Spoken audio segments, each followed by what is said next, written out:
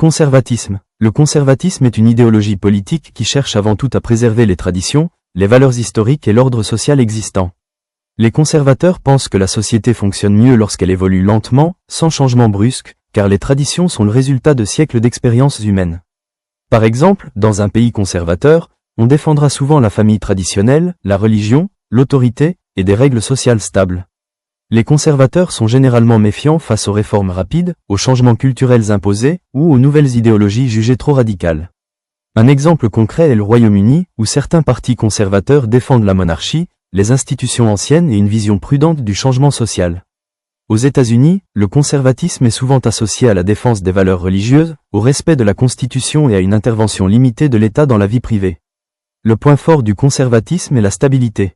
Son risque principal est de bloquer des évolutions nécessaires, notamment sur les droits sociaux ou les nouvelles réalités économiques. Libéralisme. Le libéralisme est une idéologie qui place la liberté individuelle au centre de tout.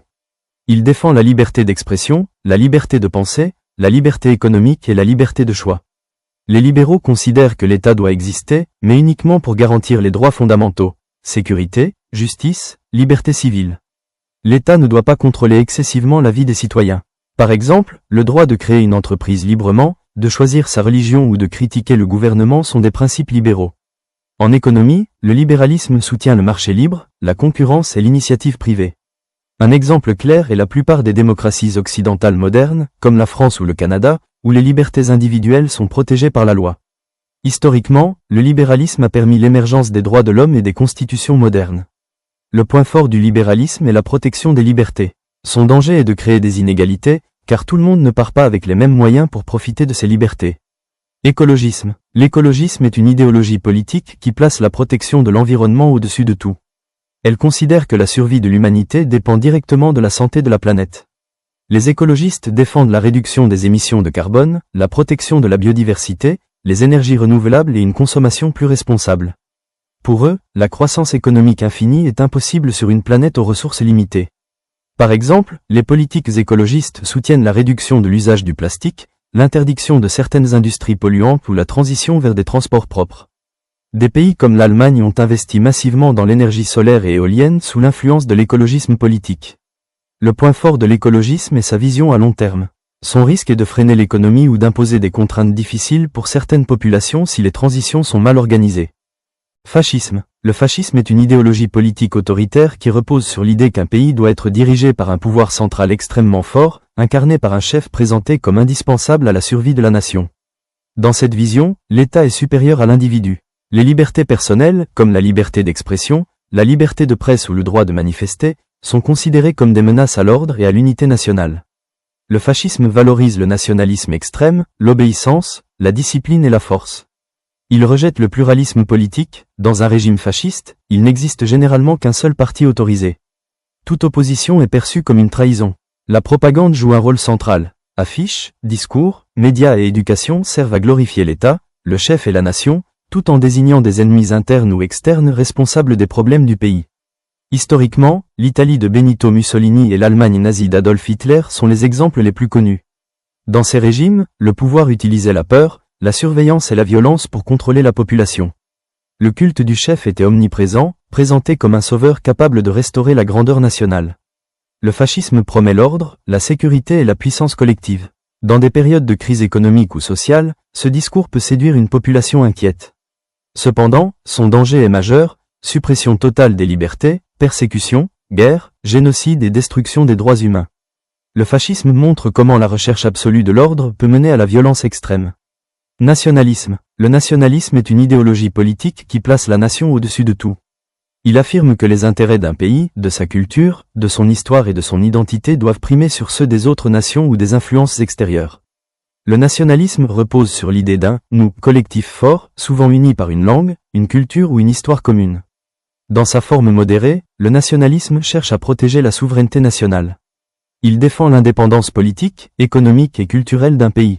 Par exemple, un État nationaliste peut vouloir contrôler ses frontières, protéger ses industries locales ou préserver ses traditions face à la mondialisation. Cependant, le nationalisme peut aussi devenir plus radical. Dans ce cas, il tend à exclure ceux qui ne correspondent pas à l'identité nationale dominante. Les étrangers, les minorités ou les influences extérieures peuvent être présentés comme des menaces. Cette forme de nationalisme peut nourrir la méfiance, la discrimination et parfois la violence.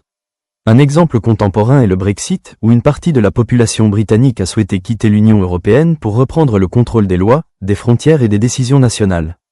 D'autres exemples existent dans de nombreux pays où des partis nationalistes gagnent en popularité.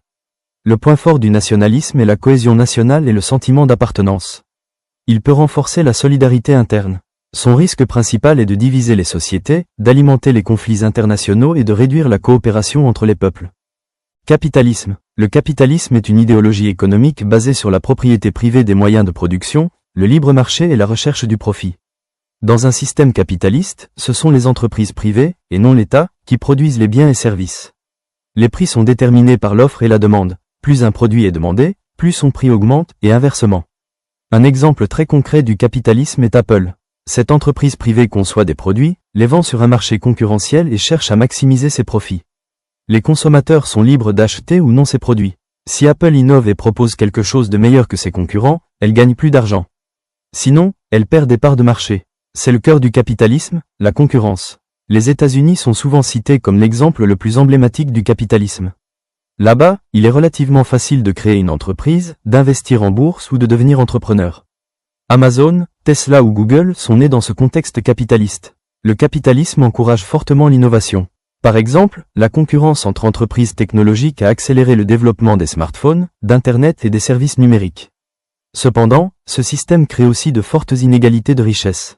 Certains deviennent extrêmement riches, tandis que d'autres peinent à accéder aux soins, à l'éducation ou à un logement. Sans régulation, le capitalisme peut mener à l'exploitation des travailleurs, à des monopoles et à des crises économiques, comme celle de 2008. Son point fort est la création massive de richesses. Son danger est la concentration excessive du pouvoir économique. Populisme. Le populisme est une idéologie politique qui divise la société en deux camps, le peuple et les élites. Les élites sont présentées comme corrompues, déconnectées et responsables de tous les problèmes. Le populisme affirme parler au nom du « vrai peuple ». Un exemple très concret est Donald Trump aux États-Unis. Son discours opposait le peuple américain aux élites politiques de Washington, aux médias traditionnels et aux grandes institutions. Il utilisait un langage simple, direct, parfois provocateur, pour créer une connexion émotionnelle avec ses électeurs.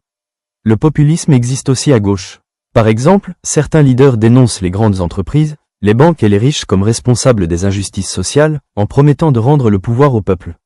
Le populisme utilise souvent des slogans forts, des promesses simples à des problèmes complexes. Reprendre le contrôle, nettoyer le système, le peuple d'abord. Cela permet une mobilisation rapide et massive, surtout en période de crise économique ou sociale. Son point fort est la mobilisation populaire et la remise en question des élites. Son danger est la simplification excessive, la désinformation et parfois l'affaiblissement des institutions démocratiques, lorsque tout désaccord est présenté comme une trahison du peuple. Social-démocratie. La social-démocratie est une idéologie politique qui cherche un équilibre entre le capitalisme et la justice sociale. Elle accepte l'économie de marché, mais considère que l'État doit intervenir fortement pour réduire les inégalités. Un exemple très concret est la Suède. Les entreprises privées y existent, mais l'État prélève des impôts élevés pour financer l'éducation gratuite, les soins de santé universels, les allocations chômage et les retraites. Les citoyens bénéficient d'un haut niveau de protection sociale. En social-démocratie, quelqu'un peut devenir riche grâce à une entreprise, mais il contribue davantage au financement des services publics. L'objectif est que personne ne soit laissé complètement de côté. Ce modèle a permis dans certains pays nordiques un niveau de vie élevé, une forte stabilité sociale et une confiance importante envers l'État. Cependant, il nécessite une gestion efficace et une population fiscalement disciplinée. Son point fort est la réduction des inégalités et la sécurité sociale. Son risque est un coût élevé pour l'État, pouvant entraîner une pression fiscale importante. Libertarianisme. Le libertarianisme est une idéologie politique qui pousse la liberté individuelle au maximum.